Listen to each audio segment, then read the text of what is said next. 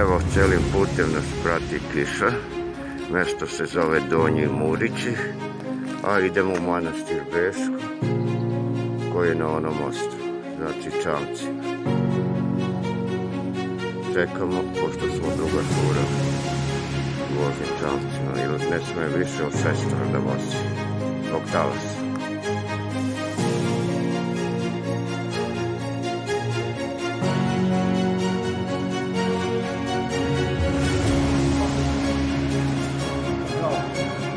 Ovdje je jedna grupa.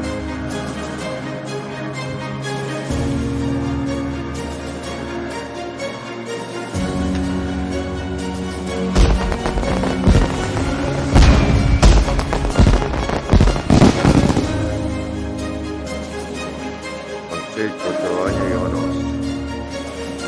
Beško se zove ostrvo kao i manastir.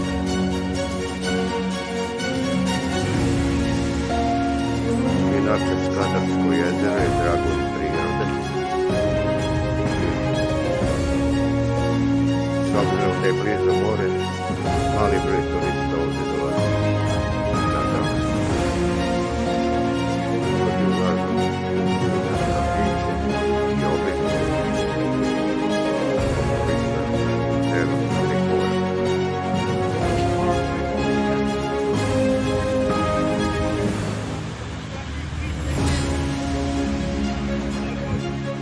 Po kiši smo se dovezli do manastira Beško, odnosno do Ostrog Beško.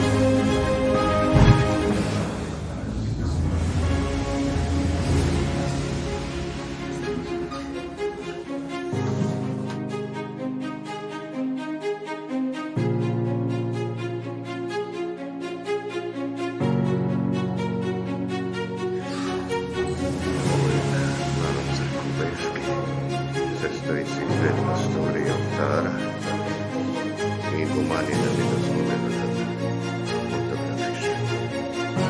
Mora da se vidi.